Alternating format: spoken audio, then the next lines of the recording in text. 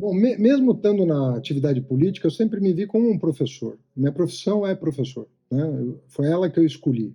E quando eu tive a oportunidade de voltar para a sala de aula, naturalmente você tem um impulso a produzir conhecimento. É natural que numa universidade você, além de transmitir conhecimento, você queira produzir alguma coisa autoral, alguma coisa tua. E eu escrevi justamente o Terceiro Excluído nesse contexto em que eu volto para a sala de aula e tenho mais tempo para me dedicar à pesquisa e à elaboração intelectual. E não há como, nesse contexto, não pensar no que é a atividade docente, né? Que ao mesmo tempo que você está formando as pessoas e se formando através das pessoas, porque os estudantes acabam, na interação com você, problematizando coisas que te fazem pensar diferente, mas pensar também nos seus educadores, nas pessoas que contribuíram com a tua formação, obviamente que há pessoas que se destacaram nessa tarefa na vida de cada um de nós. Então é muito bom pensar a educação como essa coisa encadeada entre as gerações, em que uma colabora com a formação da seguinte. Tem 3 professores que marcaram a minha vida ao longo,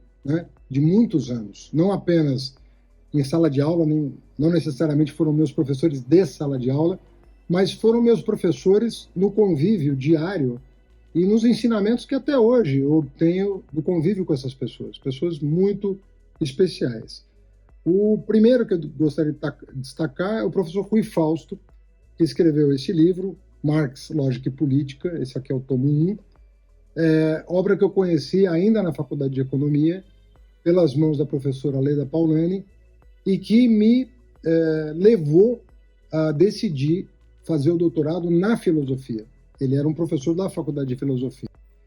E o Rui tem uma importância muito grande para muitos pensadores brasileiros, porque é óbvio que quando você lê Hegel, quando você lê Marx, você topa com o discurso dialético o tempo todo. A dialética está lá. Mas o Rui se dispôs, num trabalho de uma vida, a explicar isso.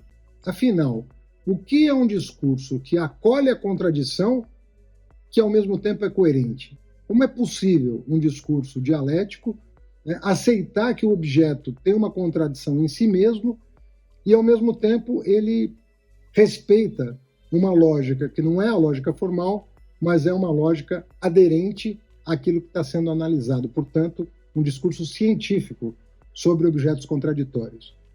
Isso abriu a cabeça de muita gente e não foi diferente comigo. Foi uma obra essencial para eu refletir sobre os temas, inclusive, que eu discuto nesse livro, né? Uma abertura de horizontes que eu não teria se não fosse pelo contato, não só com a obra do Rui, mas com o próprio Rui, que eu tive a honra de poder frequentar.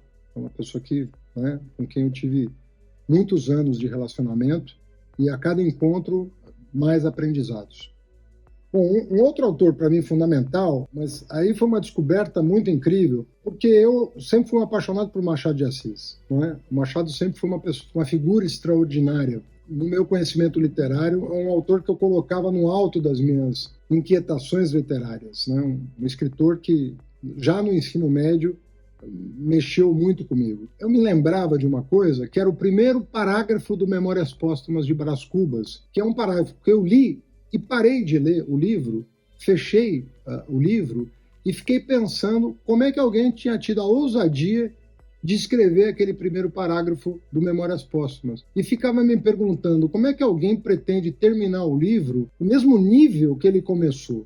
E eu sabia que eu estava falando de Machado de Assis, e, portanto, eu sabia que era um livro extraordinário. E comentando essa experiência estética com Memórias Póstumas, com um amigo, ele falou, você precisa ler Roberto Schwartz. Você precisa ler O Mestre na Periferia do Capitalismo. Porque o Roberto Schwartz, ele usa as primeiras 10 ou 12 páginas do livro para falar do primeiro parágrafo. Então, eu encontrei o Roberto Schwartz, ele veio ao meu encontro porque eu tinha uma estupefação com a abertura do livro do Machado. E, obviamente, que eu encontrei no Roberto a explicação de por que aquele parágrafo era tão marcante e era tão importante para a história da literatura brasileira. E o Memórias Póstumas, junto com o Mestre na Periferia do Capitalismo, eu hoje entendo como uma espécie de uma obra só. Eu já não consigo dissociar o Machado do Roberto, o Roberto do Machado, sobretudo por causa desse livro. sobretudo em função do fato de que esse livro me abriu também horizontes para pensar a força da literatura, o que aquilo representava em termos, o livro todo em termos de crítica social. Como é que um escritor do século XIX conseguia, com maestria, jogar na cara o que era o Brasil do seu tempo, com as sutilezas e ironias que o Machado usava. E o Roberto, eu acho que o Roberto apresentou o Machado para o Brasil e para o mundo. Não que o Machado não tivesse outros intérpretes importantes, outros críticos importantes, mas, na minha opinião, nenhum foi tão longe quanto Roberto Schwartz, com quem eu também tenho a honra de conviver há muitos anos, né? Muitas décadas, na verdade. Bom, por fim, e não menos importante, eu queria fazer referência aqui é um livro de introdução à filosofia, nem é o mais importante, da Marilena Chaui, né? A Nervura do Real, como todos sabem, a grande obra da Marilena sobre Spinoza, e eu fiz um curso de Spinoza com a Marilena Chaui na Faculdade de Filosofia. E é um curso que mudou a minha maneira de compreender uma aula e um curso pela forma como ele foi apresentado. A Marilena é uma professora que chama demais a atenção. Ela consegue, primeiro, prender a tua atenção por 4 horas seguidas, num intervalo de 15 minutos. Uma pessoa que tem um discurso fluente, que não depende de notas, não depende de absolutamente nada para falar sobre o assunto que ela está tratando, consegue traduzir um texto muito difícil, até inexpugnável algumas vezes, traduzir sem baratear, muito pelo contrário, consegue colocar, mantê-lo no mesmo padrão de dificuldade, mas de forma mais assimilável, e te conduzir na leitura de um autor clássico como Spinoza até o final de um livro como a Ética, por exemplo, que é um livro extraordinário.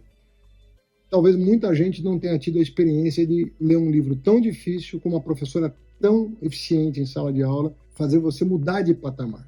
Você termina um curso da Marilena se sentindo melhor, você se sente mais capaz de ler mais textos, de buscar novos conhecimentos, de se aprofundar onde quer que você deseje, pela maneira como ela, em sala de aula, interpretando os textos clássicos, a maneira como ela te conduz. Né? Se pedagogia significa alguma coisa, significa exatamente isso. Né? A maneira como o professor, o educador, te conduz, interage com você, e quando você menos percebe, você mudou de andar. Você está com uma visão mais ampla do horizonte e capaz de coisas que antes do curso você não imaginava poder fazer.